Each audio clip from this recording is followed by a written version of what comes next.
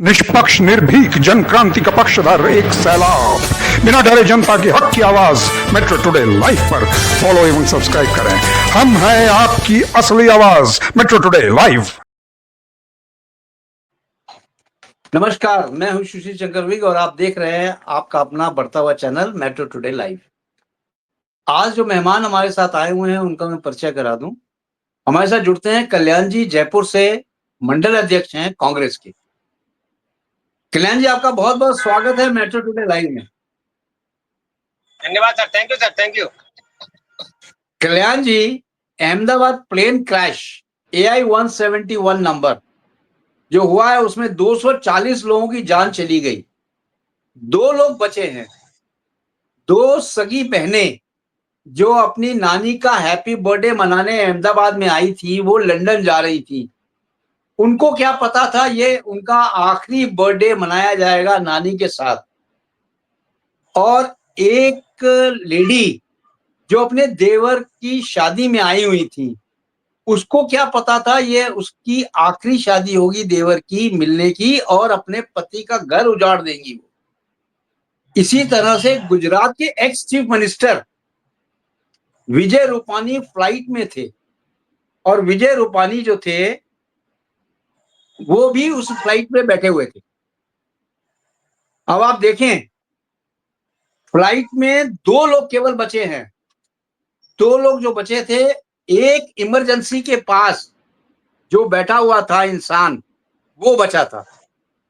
वो जो इंसान था जो बैठा हुआ था इमरजेंसी गेट के पास 11A, वहां से वो एग्जिट गेट के बहुत पास बैठा था, वो बचा है। और ये जो फ्लाइट जो टेक ऑफ लिया है, 30 सेकंड्स के अंदर सारा करिश्मा हो गया है। और ये एक तरह से जो अभी तक रिपोर्ट आ रही है उससे ये खुलासा हो रहा है कि ड्यूल इंजन फेल्योर है। लेकिन अब इसमें एक इवेंट और है कि 100 करोड़ फ्लाइंग आवर्स जो होते हैं, उस फ्लाइंग आवर्स में 1% होता है हादसा होने का, ये उसमें से एक था। और जहां प्लेन गिरा है उसमें मेडिकल कॉलेज के students, doctors, residence doctors, interns lunch कर रहे थे। वहां से भी 75 लोगों के मरने की खबर आ रही है। रेस्क्यू ऑपरेशंस चल रहा है। उसमें आग जो थी बहुत भयंकर लगी हुई थी, क्योंकि इस प्लेन के अंदर 1,25,000 जेट फ्यूल था और प्लेन अभी टेक ऑफ ही किया था, यानी कि पूरा का पूरा फ्यूल था। अब पूरा का पूरा फ्यूल ब्लास्ट किया है, बम ब्लास्ट की तरह हुआ है। ये एक तरह से बहुत ही दुखदाई घटना थी, भारत के लिए नहीं पूरे वर्ल्ड के लिए, क्योंकि इस तरह का हादसा जो था वो बहुत भयंकर हादसा था और कई जाने गई हैं। अभी तक डीएनए टेस्ट हो रहे हैं, डीएनए टेस्ट होने के बाद शवों को दिया जा रहा है। लेकिन ये जो हादसा हुआ है बोइंग का, ये बहुत ही दुखदाई हुआ है। अब कई थ्योरीज आ रही हैं सामने और थ्योरीज देखते हैं कौन कौन सी थ्योरी आती है, कौन सी थ्योरी। एक थ्योरी ये भी आ रही है कि जब इंस्पेक्शन हुआ था 171 बोइंग का, उसमें क्या हुआ था कि दोनों फ्यूल टैंक्स जो थे उनके इनलेट्स बंद कर दिए गए थे, यानी फ्यूल बंद हो गया था। अब देखना यह है कि कौन सी थ्योरी है। ब्लैक बॉक्स तो मिल गया है, ब्लैक बॉक्स में रिकॉर्डिंग ये है, जो पायलट था वो बोल रहे हैं कि इंजन में खराबी है, मिड डे 3 बार उसने बोला है। आप क्या समझते हैं कल्याण जी कि ये किस तरह से हादसा हुआ होगा और इसके पीछे क्या हो सकता है? जी कल्याण। नमस्कार। पहले तो मैं सबसे पहले आपके चैनल के माध्यम से उन सब दिवंगत आत्माओं की शांति के लिए भगवान से प्रार्थना करता हूँ और भगवान से दुआ करता हूँ कि इन सबको भगवान मोक्ष दे और अपने चरणों में स्थान दे। ये बहुत ही दुखद और बहुत बड़ा हादसा था। अब क्यों हुआ, कैसे हुआ, इसके बारे में एक कमेटी बिठा दी गई है और इंक्वायरी जारी है। क्योंकि हमारे इंडिया में एक प्रोसेस है कि जब किसी चीज का पता नहीं लगे तो उसको हादसा करार दे दो और एक कमेटी बिठा दो और उसको जब तक बिठाए रखो जब तक लोग बाग उसको भूल के दूसरे को याद नहीं कर ले या दूसरा हादसा नहीं हो जाए। तो कमेटियां बिठा दी जाती है और नतीजा निकलता है 0। अब ये जो हादसा कह लो या दुर्घटना कह लो या साजिश कह लो, इसमें 274 लोगों की जान गई है, जिसमें 155 पैसेंजर थे, 12 या 15 उनके क्रू मेंबर और पायलट थे, और 75 जो मेडिकल स्टूडेंट थे उनकी जाने गई है। और उनका जो परिवार है वो इस दुख को जो भोग रहा है, शायद ये बहुत ही बड़ा दुख। खैर, मैं भगवान से प्रार्थना करता हूँ कि उनको इस दुख को सहने की शक्ति प्रदान करे। अब हम ये सोचते हैं कि यह हादसा कैसे हुआ या ये साजिश कैसे हुई। तो एक जो बोइंग होता है, ये एक बहुत बड़ी कंपनी है, छोटी मोटी कंपनी है नहीं। और 787 जो बोइंग तो है, लंबी दूरी के लिए उड़ान भरता है और इसमें 150 से 200 पैसेंजर, 250 पैसेंजर जाते हैं। इसका एक रूटीन होता है, जब भी कोई बोइंग उड़ता है एयरपोर्ट पे तो ग्राउंड स्टाफ जो होता है एयरपोर्ट का, वो इसको चेक करता है और इसमें सारी बारीकियां, इसमें आप उसका फ्यूल है, इंजन है, और कितना उसमें फ्यूल भरा गया है, कितना रहना चाहिए, इंजन की कैपेसिटी किस तरह की है, इंजन रनिंग में है या नहीं है, और इंजन में कोई प्रॉब्लम तो नहीं है, टेक ऑफ में कोई प्रॉब्लम तो नहीं है। ये सारी पोजीशन है।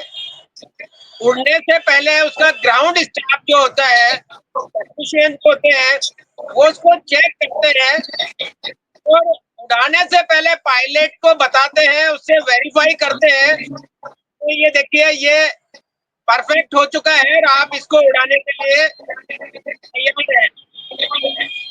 अगर मुझे समझ में ये नहीं आता कि एक इतना बड़ा बोइंग, इसमें इतने सारे आदमी, वो कैसे 1-1.5 किलोमीटर बाद में ही, यानी कि कुछ मिनट बाद में ही वो ब्लास्ट हो जाता है और वो बिल्कुल आग का गोला बन जाता है। तो यहाँ पर सोचने वाली बात यह है कि जैसा न्यूज के थ्रू या जो इसके जानकार हैं उनके थ्रू पता लग रहा है कि जो फ्यूल होता है उसमें, अगर कोई फ्यूल उसका अगर कोई बंद कर दे उस वॉल को, तो जो पाइप में जो फ्यूल होता है वो उस फ्लाइट को मुश्किल से 30-35 मिनट या 30-35 मिनट या सेकंड या 45 सेकंड तक उसको उड़ा सकता है और उसके बाद में जी वो जी इंजन डेड हो जाता है और जो फ्लाइट जो ऊपर हवा में उड़ रहा है वो नीचे आने लगता है।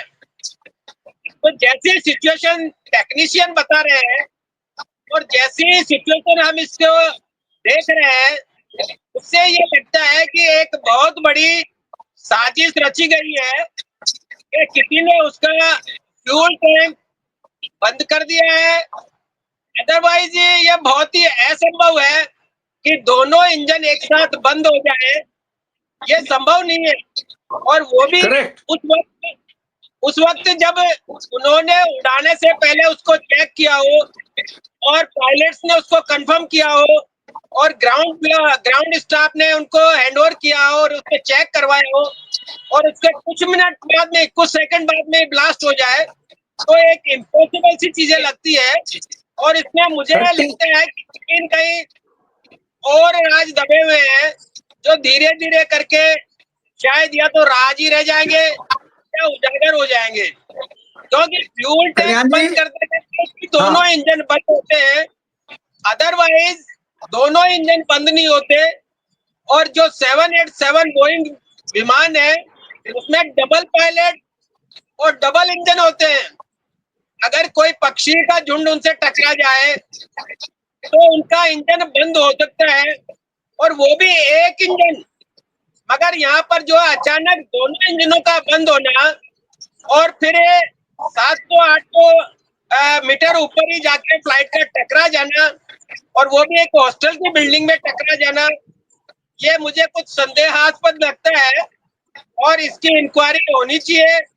और जो लोग बाग इसमें गुनहगार है उनको सजा मिले, या ऐसा हादसा दोबारा नहीं हो, उसकी पुख्ता इंतजाम का पुख्ता व्यवस्था करे और इसके जो जिम्मेदार लोग हैं इसकी जिम्मेदारी ले, और इन जो लोग हताहत हुए हैं, इनके परिवार के लोग बिछड़ गए, उन लोगों से क्षमा याचना करे और उनके भरण पोषण की व्यवस्था करे तो ज्यादा बेटर होगा।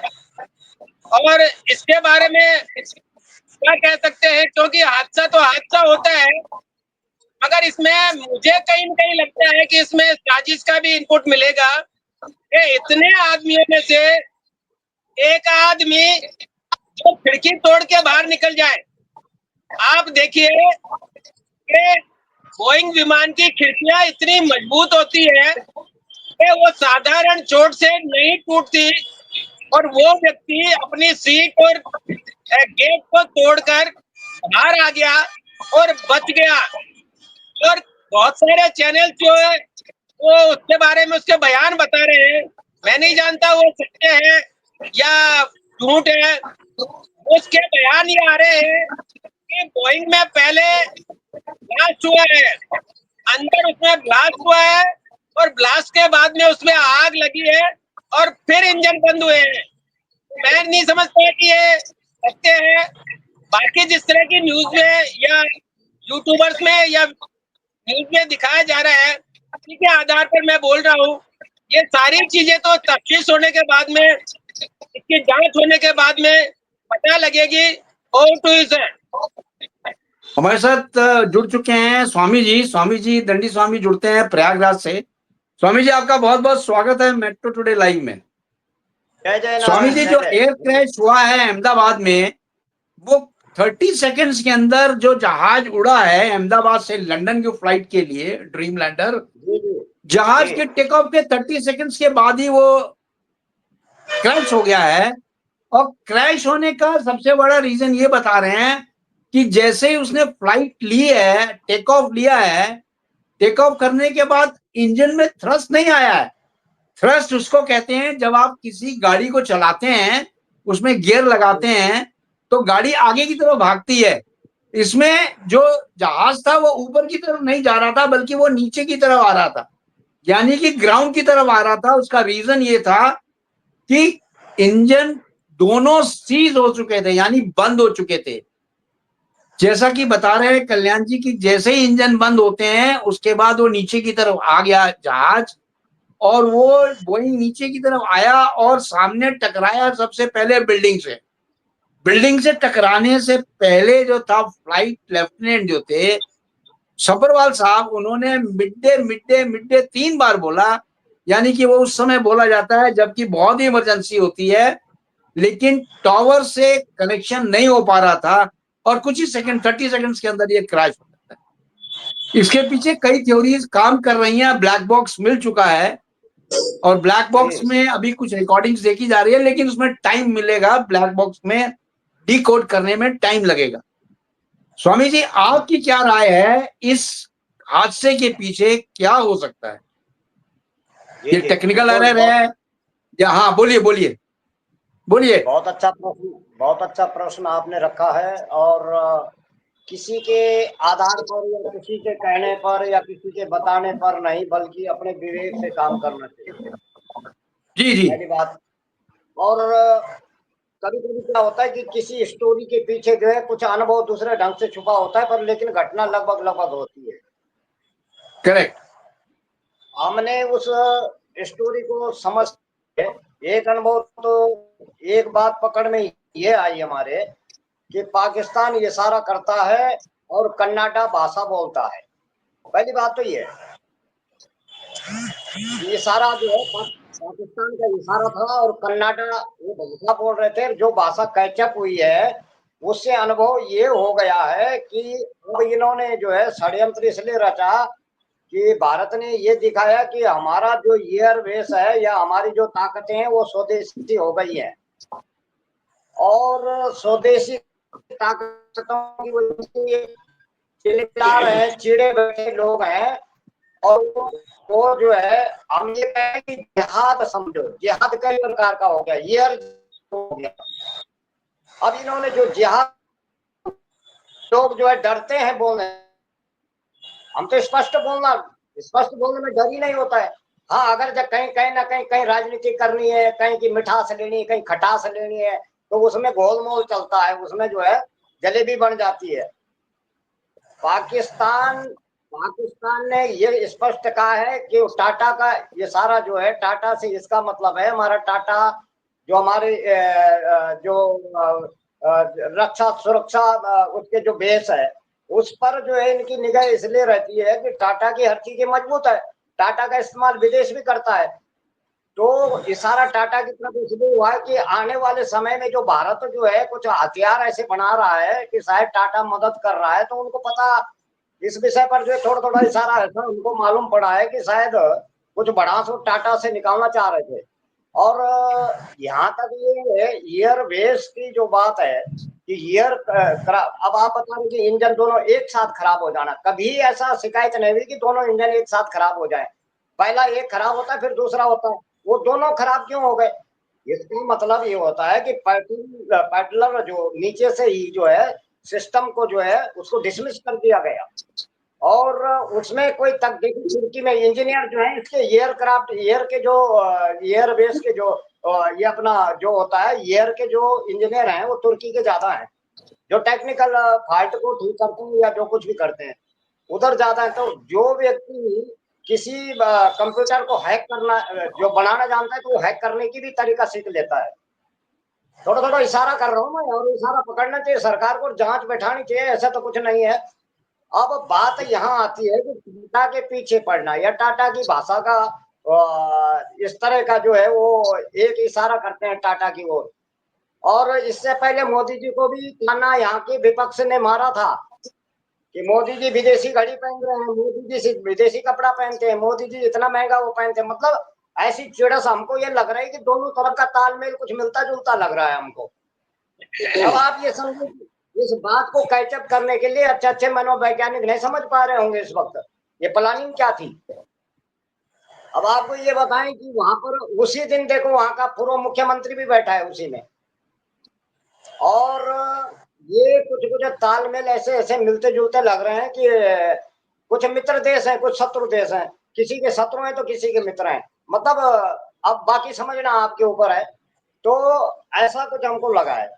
अब ये वहां से जैसे अपन भरते हैं, जैसे वो जो है फ्लाइट जो है उड़ान भरता है, तो उसके बाद जो है वो डगमगा रहा है, डिसबैलेंस हो रहा है। और ये इतना मतलब एक्सपर्ट जो पायलट, इतना एक्सपर्ट 8,000 कुछ बार जो है उसको उसने जो है तो उड़ान भरी है, इतना बड़ा एक्सपर्ट से गलती नहीं हो सकती, ये तो मैं मानता हूँ।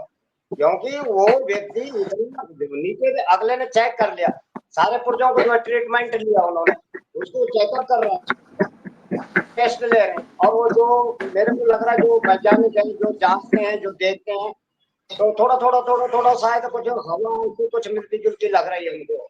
क्योंकि वहां पर वो सिस्टम को इतना समय का बना दिया जाता है, जैसे पहले एयर क्रैश जैसे पहले बहुत हुए हैं, और भारत में कुछ कुछ नेताओं के भी हुए हैं। तो शायद ऐसा लगता है कोई इस टेक्निकल में बहुत फॉरवर्ड है, कोई बड़ा होशियार है, इस काम को बड़े तरीके से कर रहा है। तो इस एंगल पर जाने की जरूरत है भारत सरकार को, इस तरह से आगे आने वाले भविष्य में, क्योंकि ये जिहाद बहुत खतरनाक है।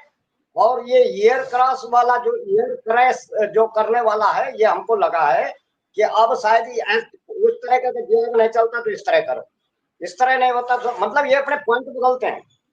और इनका जो सिस्टम होता है उसको अलग अलग तौर तरीके ये अपनाते रहते हैं, बदलते रहते हैं। और जो धमकी चमकी ये सब बातें मतलब मिलती जुलती जो है सब इशारा उसी ओर हो रहा है कि किसी न किसी प्रकार का जिहाद की बू आ रही है। तो ऐसा हमको लग रहा है। अब रही बात आगे की, आगे जब ये इस तरह से भारत सरकार ने उस पर एक्शन लिया है, उस पर समझा है, कैसी घटना घट गई, अचानक ऐसा हो गया। और देखो मजे की बात, देखो हमारे भारत के जो जितने डॉक्टर्स हैं, जो जितने वैज्ञानिक बन रहे हैं, जो वहां थे और वो प्रशिक्षार्थी थे, वो वहां उस जगह पर भी जो है जाके गिरना, तो ऐसा कुछ, चलो एक 1% मैं दुर्घटना मान लेता हूँ, 1% मानता हूँ दुर्घटना, क्योंकि तत्काल वहीं पर होना। और कितने उसकी जो यानी उसका जो उड़ान है, उसका लॉन्ग रूट जो है, प्रति घंटा क्या है उसका अक्षांश निकाल के, और उसमें अगर ये लगाए कि एक सेकंड में या 10 सेकंड में कितनी दूर जा सकता है, तो ये तो 5 किलोमीटर, बताओ, कुछ भी नहीं है, कुछ ही सेकंड की बात है। और कुछ ही सेकंड में उसका जो है क्राफ्ट इस तरह से जो है क्रैश होना, मेरे को तो ये लग रहा है कि एकदम से वहां तो जो सब ठीक ठाक है, ओके हो गया, और ओके होने के बाद तत्काल हो गया, और दोनों सीज हो रहे हैं, दोनों इंजन जाम हो रहे हैं। ये दोनों इंजन जाम नहीं हो सकते थे, एक तो मैं मानता हूँ, दूसरा भी होता है तब घटना घटती है, ऐसी भी घटनाएं पहले हुई हैं, ठीक है, लेकिन एक साथ नहीं हुआ। इससे हमें ठीक थकती है, हुई जा रही है, एक साथ होना, ठीक है, तत्काल होना। ठीक है। स्वामी जी, आपके कुछ पास दोबारा आता हूं, मैं आपके पास दोबारा आता हूं। कल्याण जी से पूछे, कल्याण जी, ये सब बोइंग्स जो हैं टाटा के जी हैं, और ये इनका जी इंस्पेक्शन होता है उड़ने से पहले। अब ये इतना बड़ा हादसा हो गया, इतना बड़ा हादसा होने के बाद जो क्लेम्स टाटा कर रहे हैं, क्लेम दे रहे हैं, वो 1-1 करोड़ रुपए लोगों को दे रहे हैं जिनकी डेथ हुई है। क्या 1 करोड़ से इंसान की जिंदगी वापस आ बिल्कुल सर। सकती है? क्या क्या 1 करोड़ से इंसान वापस आ जाएगा क्या?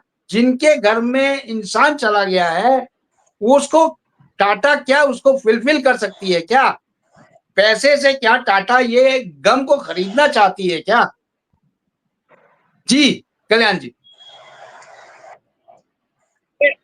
सबसे बड़ी बात तो ये है कि आजकल एक ट्रेंड चल गया है कि अपनी गलतियों को दूसरे को दोषारोपण कर दो और उसके ऊपर डाल दो। तो हमारी गवर्नमेंट, जो सत्ताधारी गवर्नमेंट है, वो अपनी जिम्मेदारियां इसमें नहीं समझती, और वो ये है कि इसमें या तो विदेशी ताकत बता देती है या विपक्ष की ताकत बता देती है, क्या विपक्ष वालों की साजिश है या विदेशियों की साजिश है। अगर विदेशी साजिश भी हम मान के चले, जैसा स्वामी जी कह रहे हैं, तो भी हमारी कमजोरी है, हमारी गवर्नमेंट की कमजोरी है, क्योंकि विदेशी ताकत हमारे इंटेलिजेंस को गार्ड करके वो इस तरह की हरकत अगर करता है, तो हमारा इंटेलिजेंस कहाँ गया?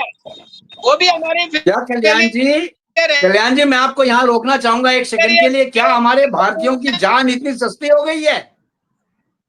क्या हमारे भारतीयों की जान इतनी सस्ती हो गई है कि इस तरह से अगर कोई हादसा नहीं है तो क्या लेने का हक है क्या उनको, किसी को? जी मैं बिल्कुल आपकी बात से सहमत हूँ, मगर पिछले कुछ दिनों के अगर हादसे देखें तो इससे भी जी जान बहुत ज्यादा सस्ती है। अभी रिसेंटली आपने देखा उत्तराखंड में बद्रीनाथ में एक हेलीकॉप्टर क्रैश हो गया, उसमें 7 आदमी मारे गए।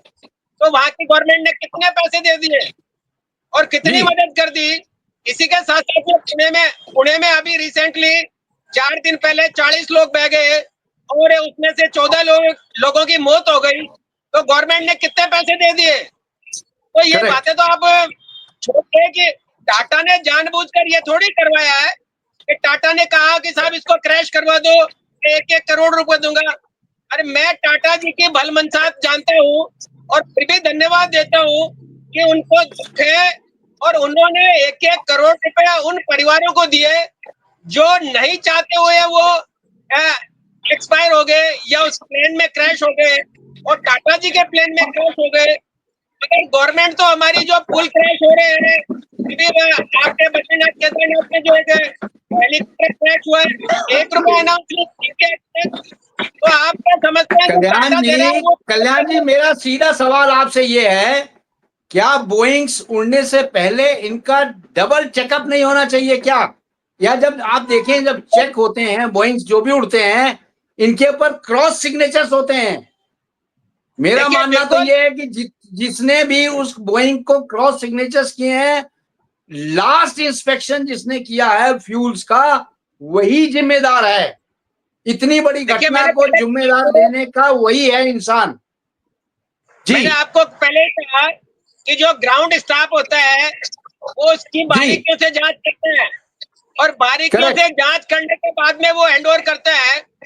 मगर एक ये तरीका है कि फ्यूल बंद कर देना, तेल को बंद कर देना, ये मैनुअल होता है।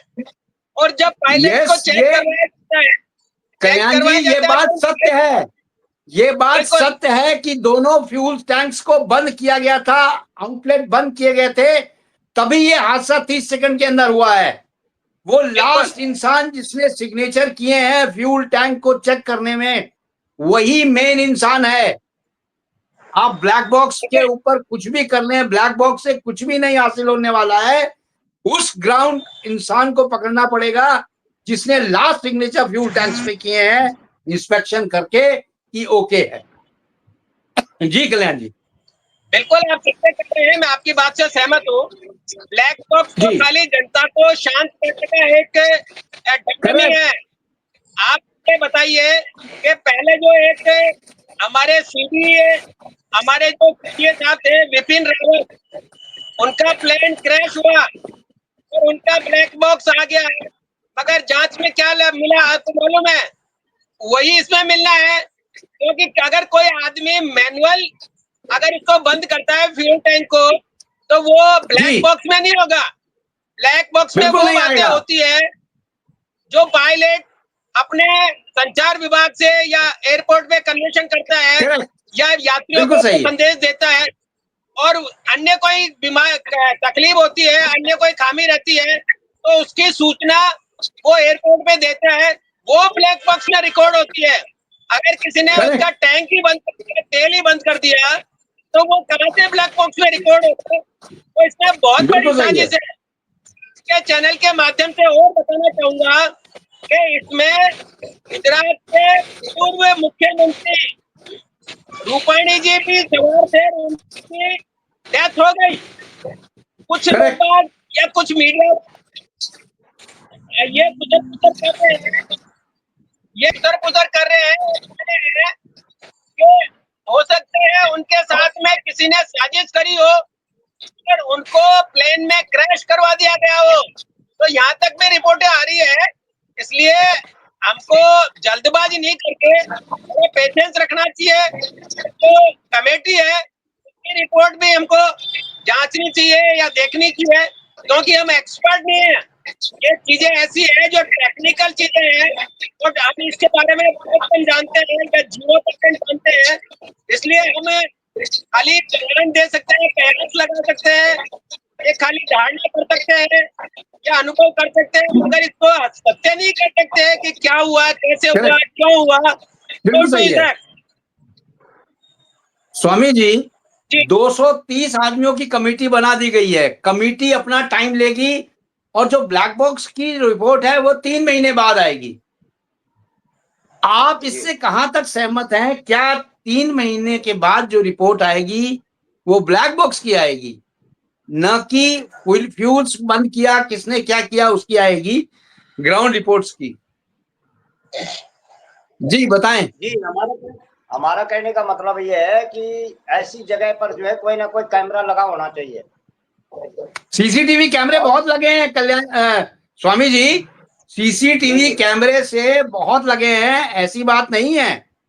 लेकिन जो इंस्पेक्शन किया है, लास्ट इंस्पेक्शन जो है, उस इंसान को पकड़ा जाए तब पता चलेगा कि क्या एक्चुअली पोजीशन थी और उसने फ्यूल टैंक क्यों बंद किया, उसके पीछे क्या रीजन था। जी जी, क्योंकि इससे ये हो गया कि आगे सबक लेना चाहिए और वीडियोग्राफी करनी चाहिए, उसके बाद जो ओके करना चाहिए वीडियोग्राफी करने के बाद, और ताकि वीडियोग्राफी में ये आ जाए कि ये बिल्कुल आपके सामने सब पुर्जे क्लियर है और क्लियर कट होने के बाद ही ओके होना चाहिए। अब उन्होंने ओके तो कर दिया, हाथ से थोड़ा घुमा दिया तो इतने में काम हो गया। अब ये है कहने का मतलब, इसका मतलब ये है कि वीडियोग्राफी बहुत जरूरी है। वीडियो, क्योंकि वो पुर्जे सब समझ में आ जाते हैं, सब जानते हैं, वैज्ञानिक करते हैं, लेकिन एक त्रुटि हम एक कमी खल रही है, एक बात समझ रहे हैं कि आगे के लिए मान रहे हैं और आगे ऐसी आवश्यकता है, भारत को ऐसी आवश्यकता है, क्योंकि जी। जब भी एयरवेज से उससे जो है उड़ान भरता है, उससे पूर्व जब उसका चेकअप होता है, चेकिंग करते हैं या विशेषज्ञ जी। इंजीनियर या वैज्ञानिक या वो जो मैकेनिकल है होते हैं, वो उनकी वीडियोग्राफी भी होनी चाहिए कि वो क्या कर रहे हैं, कौन सा पुर्जा कर रहे हैं, कहाँ कहाँ उनका हाथ जा रहा है, क्या काम हो रहा है, तब जाके समझ में आ सकती है। दूसरी जी बात जी ये है कि अगर उसके अंडरग्राउंड जो जैसे CIF होती है, वहां लगी होती है, बहुत टाइट सिक्योरिटी होती है, लोगों की चेकिंग होती है, जो अंदर आता है उसका सामान चेक किया जाता है, उसके बावजूद ऐसी घटना घटे तो यहाँ तक तो खैर ये मैं मान रहा हूँ कि शायद ऐसी विस्फोटक या कोई ऐसी बातें ऐसी तो नहीं है, लेकिन पुर्जा फेल करने वाला कोई सिस्टम ऐसा है कि जिस चीज को कुछ सेकंड के लिए उसको रखा जाए, कि जैसे तेल होता है ना, तो कुछ खुला है तो उतनी देर थोड़ा आगे तक चलेगा, वो जितनी देर तेल काम करेगा उतना दूर जाएगा, उसके बाद वो नहीं स्वामी जा जी, सकता। उसके फ्यूल जितना था, यानी 30 सेकंड में जितना फ्यूल कंज्यूम हुआ, उसके बाद इंजन पूरा वो तो बोइंग पता नीचे की तरफ आने लगा थ्रस्ट से और आगे क्रैश हो गया। नहीं, समय मेरे पास वो इतना ही था। आप लोग आने के लिए बहुत बहुत धन्यवाद। Thank you very much. जय हिंद, जय भारत। जय हिंद, जय भारत। जय हिंद, जय भारत सर।